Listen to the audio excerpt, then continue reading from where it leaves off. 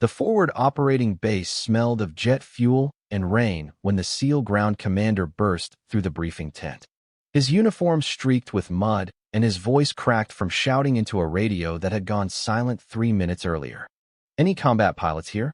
I need a combat pilot, right now. Anyone with stick time and weather, anyone qualified on close air, speak up." The tent went quiet. Mechanics looked at the floor. 2 transport crews shrugged. A young supply officer pretended to study a clipboard. Nobody moved. In the corner, a woman in a faded flight suit kept sipping her coffee, her dark hair tied back, her shoulders relaxed in a way that only people who have survived worse can manage. The commander's eyes swept past her without stopping, the way eyes always did. He spun toward the door, ready to run back into the storm, when the wind lifted the edge of her sleeve and exposed a thin pale scar curving from her wrist toward her elbow, the kind left by a canopy strike during an ejection. On her chest, half hidden under a jacket, was a sun-bleached patch with a single word stitched in black thread: Halo. She set the coffee down softly and said, "Sir, what's the tail number, and how much fuel does he have left? Tell me honestly, should courage be judged by what a person looks like, or only by what they prove when the radio finally calls their name?" Long before anyone called her Halo, she was simply Marin Avalo, a thin, quiet girl from a coastal town where the wind smelled of salt and aviation gasoline, because the small county airfield sat just 3 kilometers from her grandmother's porch. Her earliest memory was not of a toy or a song, but of a yellow crop duster banking low over the sugar cane, its engine note rising and falling in a way that felt, to a 4-year-old, like the sky itself was breathing. Her father had been a mechanic in the Regional Air Guard before a back injury took him out of uniform, and on weekends he drove her to the perimeter fence where they sat on the hood of his old pickup and watched trainers do touch and goes. He never romanticized flying. He spoke of checklists, of crosswind components, of how a single missed bolt could turn a beautiful machine into a coffin. That honesty rooted itself in her young mind more deeply than any movie could have. By the time she was 9, she could name every aircraft that crossed the field, distinguish a turbofan from a turboprop by sound alone, and recite the phonetic alphabet faster than her older brothers. Yet the first time she said out loud, at the dinner table, that she wanted to fly fighters for her country, the room shifted in a way she would remember for the rest of her life. An uncle laughed. A neighbor said cockpits were no place for someone her size. A teacher told her mother that girls who dreamed too big tended to crash hard when reality arrived. Even her father, who believed in her, paused over his coffee and reminded her that the path she was describing chewed up far stronger people than her every year. She did not argue. She rarely argued. Instead, she began doing push-ups on the cold tile floor before sunrise, ran the hill behind the church until her lungs burned, and traded her allowance for second-hand textbooks on aerodynamics that she could barely understand at first, but read again and again until the diagrams stopped looking like art and started looking like rules. When the high school guidance counselor suggested nursing or teaching, she politely thanked him, walked home, and wrote a letter requesting information from the Air Force Academy admissions office. She did not tell anyone she had sent it. The reply came 8 weeks later in a thick envelope she opened alone in her bedroom, hands shaking, the porch light flickering in the rain. Inside was a path, a hard one, and she understood from that night onward that being underestimated would be the constant weather of her career. She decided she would learn to fly in it. The academy did not welcome her, exactly, but it did not reject her either, and in military aviation that neutrality is sometimes the most honest gift a young pilot candidate can receive. Her first months were a blur of polished boots, shouted corrections, and the strange, exhausting privilege of learning that her body could do far more than she had previously believed. She failed her first land navigation course, vomited during her first centrifuge ride, and froze for a full 8 seconds in her first emergency procedures simulator when a hydraulic warning lit up next to a fuel imbalance she had not yet been trained to manage. Her instructor, a weathered major who had flown 2 combat tours and lost a wingman over the Hindu Kush, did not yell. He simply rewound the simulator, looked at her over his coffee, and said, "Aviate, navigate, communicate. In that order. Always. The aircraft does not care about your feelings, and neither will the enemy. Run it again." She ran it again, and again, and again, until the warning lights stopped feeling like accusations and started feeling like information. She learned that flight training is not a contest of bravery, but a long education in humility, that the cockpit punishes ego faster than incompetence, and that the difference between a pilot who comes home and one who does not is often a habit formed quietly years earlier when nobody was watching. She learned to brief with crew chiefs the way she would have briefed a wingman, because the 18-year-old airman tightening her ejection seat straps had her life in his hands every morning. And treating him with anything less than full respect was both a moral failure and a tactical one. She learned to fear the right things. Not death, which was abstract, but complacency, fatigue, and the quiet temptation to skip a checklist item because the day was long. She watched two classmates wash out, one for grades, one for a panic attack during night formation, and she did not feel superior to either of them, only grateful and alert. The physical standards were unforgiving. The G-suits did not care that her frame was smaller than most of her peers. She trained her neck, her core, her breathing, until she could grunt out the anti-G straining maneuver at 9 times her body weight without graying out and still call her altitude on the radio in a steady voice. The fear never fully left her. She simply learned to fly with it strapped into the seat beside her, the way a co-pilot rides along, present but not in command. On the day she received her wings, her father drove 11 hours through a snowstorm to pin them on her chest. He said only 4 words. Now the work begins. She believed him. She had no idea how right he was. Her first operational squadron was stationed at a dusty base along a coastline where the runway met the sea and the wind shifted direction 4 times a day. She arrived with her duffel bag, her logbook, and the quiet hope that her training would speak louder than her presence. It did not, at least not at first. The squadron was tight, professional, and almost entirely male, and the resistance she encountered was rarely loud. There were no slurs scrawled on her locker, no shouted insults in the briefing room.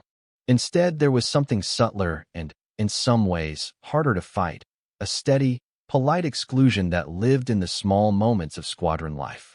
Her tactical suggestions during mission planning were heard, nodded at, and then quietly restated by someone else 2 minutes later, as if for the first time.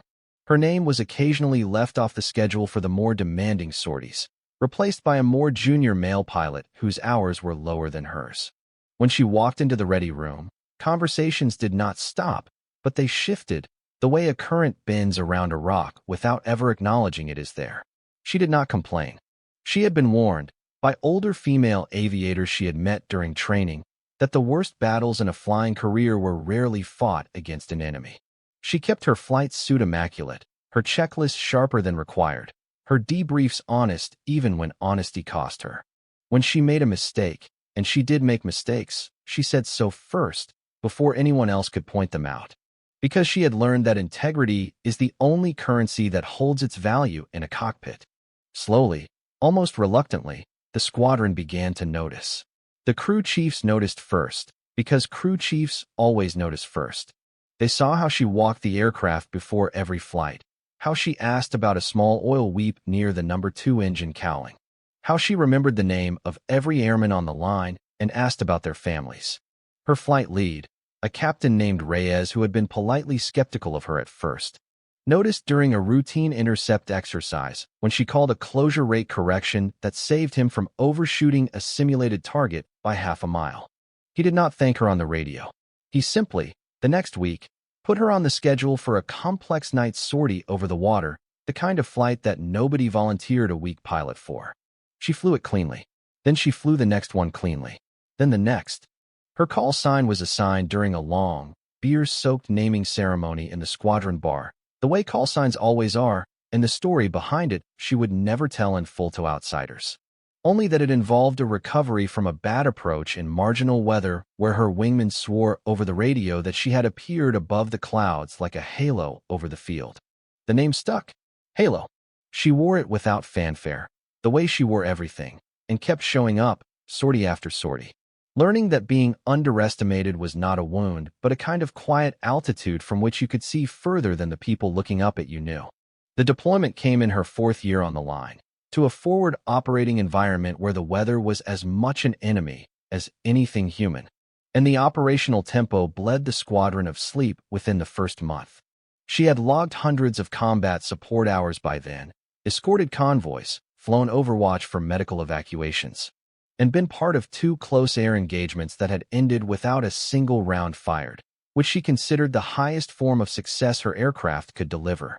On the night the radio call would come that changed how the base saw her, she was not even on the flight schedule. She had finished a 6-hour sortie at dawn, eaten a cold meal, slept 4 uneven hours, and wandered into the briefing tent simply to refill her coffee before walking back to her quarters. The storm had been building for 2 days, a low-pressure system pushing wet, unstable air across the mountains. And the forecast had grounded most rotary wing assets and pushed visibility minimums down to numbers that made even seasoned aviators glance at each other. A SEAL element was on the ground deeper in the valley than anyone had planned, pinned down not by enemy contact alone, but by terrain and weather.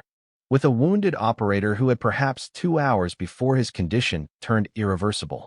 A fixed-wing aircraft, a single-seat strike platform on a routine patrol, had attempted to push into the valley to provide overwatch and a communications relay, and had taken damage, mechanical, not enemy, a hydraulic failure that had cascaded into a partial flight control restriction.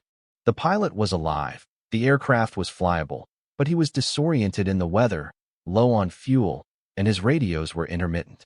The standard recovery package could not launch. The tankers were too far.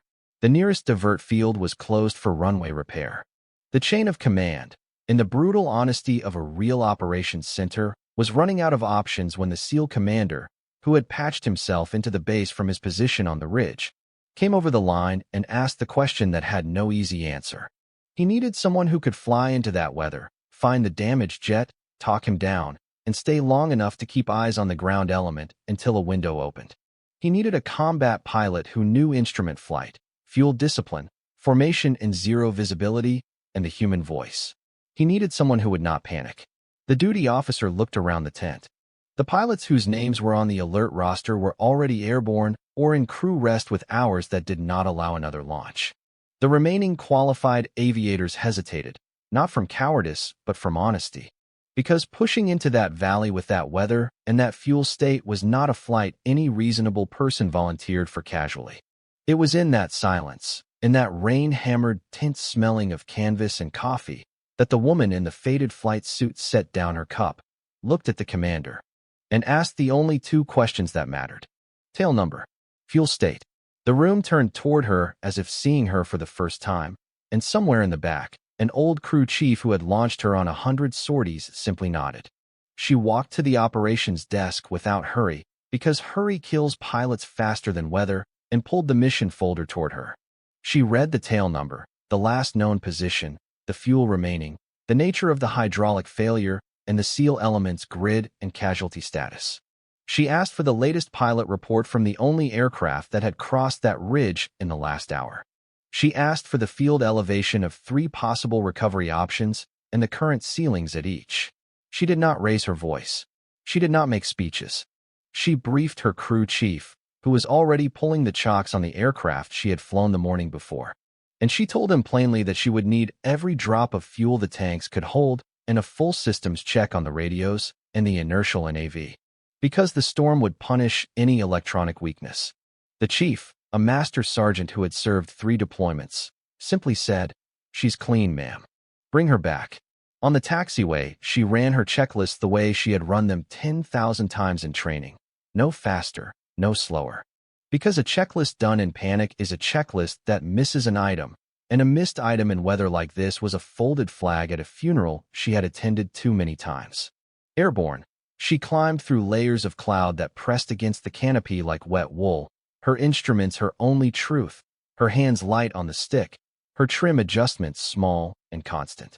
She established communications with the damaged aircraft within 12 minutes, his voice tight, his fuel lower than the report had estimated, his attitude indicator behaving erratically. She did not lecture him. She did not fill the radio with reassurance. She simply gave him a heading, an altitude, and a power setting, and told him to fly those numbers and nothing else while she navigated to a join-up point where she could put her wing on his and lead him out. When she found him, a gray shape emerging from grayer cloud, She slid into formation on his damaged side so he could fly off her without having to fight his own controls. And she talked him through every turn, every descent, every fuel cross feed, in a voice so calm that the operations center, listening on the relay, would later say it sounded like a flight instructor on a sunny afternoon. She held overwatch above the SEAL element for as long as her own fuel allowed, relayed their position and the wounded operator's status to the inbound recovery package the moment a weather window cracked open, and only then turned for home, her wingman safely ahead of her. Her tanks dropping toward minimums she had calculated 3 times in her head. She landed in driving rain with fuel for perhaps another 12 minutes of flight, taxied to the line, and shut down the engines. Then she sat in the cockpit for a long moment with her eyes closed, not from triumph, but from the simple, exhausted gratitude of a pilot who has once again been allowed to walk away from her aircraft. The crew chief climbed the ladder, looked at her face, and said nothing. He did not need to. The aftermath came slowly, the way real respect always does in military aviation, not in a single ceremony, but in 1,000 small adjustments that, taken together, redrew the lines of the squadron around her. The SEAL commander, mud still on his uniform, walked into the debrief and shook her hand without speaking, because some thanks do not survive translation into words. The damaged aircraft's pilot, a captain she had never met, sent her a handwritten note 3 days later that she folded once and placed inside the front cover of her logbook, where it remained for the rest of her career. The squadron commander, who had been polite to her for years without ever quite seeing her, began assigning her the kinds of missions that he had previously routed elsewhere. And she accepted them with the same steady professionalism she had brought to every sortie since her first solo. There was no parade. There was no movie moment.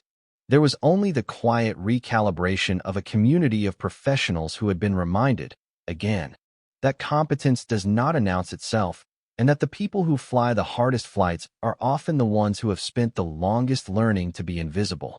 She was offered an opportunity to speak about the sortie at a higher headquarters event, and she politely declined, saying that the flight had involved a crew chief, a maintenance team, an operations duty officer, a SEAL element, a damaged aircraft's pilot, and a recovery package, and that singling her out would misrepresent what military aviation actually is. When younger female pilots began arriving at the base in the months that followed, she did not give them speeches either. She invited them to walk the flight line with her at sunrise. She showed them how to talk to crew chiefs, how to read a weather brief, how to sit with their fear without letting it sit in the seat. She told them that being underestimated was a kind of weather, predictable in its patterns, survivable with the right instruments, and occasionally even useful, because pilots who are not watched closely often have more freedom to learn. She told them that the call sign on their patch belonged less to them than to the people who would one day depend on the radio voice attached to it. She told them, above all, that the cockpit was a place of service, not of proof, and that the day they began flying to prove something to anyone other than the mission was the day they should consider stepping out of the seat. They listened, the way she had once listened to her father on the hood of a pickup truck, and the line continued, quieter and stronger, into the next generation. She had been a child watching crop dusters from a fence, a cadet vomiting in a centrifuge, a young lieutenant ignored in a ready room, a captain flying into a storm because the radio had finally called her name, and through every one of those versions of herself, she had carried the same understanding. That aviation does not reward the loud and does not punish the quiet, but rewards instead the disciplined, the prepared, and the humble. The night she flew into that valley did not transform her. It simply revealed, to others, what she had been all along, a pilot shaped by 10,000 small choices made when nobody was watching, by checklists run in empty cockpits, by push-ups before sunrise, by honest debriefs after imperfect flights, by the patient acceptance of being underestimated without letting that underestimation become her own opinion of herself. Her story is not a story of revenge against those who doubted her, because she never sought revenge, and she understood that the doubters had been, in their own way, part of her training. Her story is a story about what it means to serve in a uniform that does not always fit the picture in other people's heads, and to do so with such steady excellence that, when the moment finally arrives, there is no panic, no speech, no need to prove anything. Only the quiet question, tail number and fuel state, and the long climb into weather that other people cannot see through. Military women who fly do not fly to be remembered.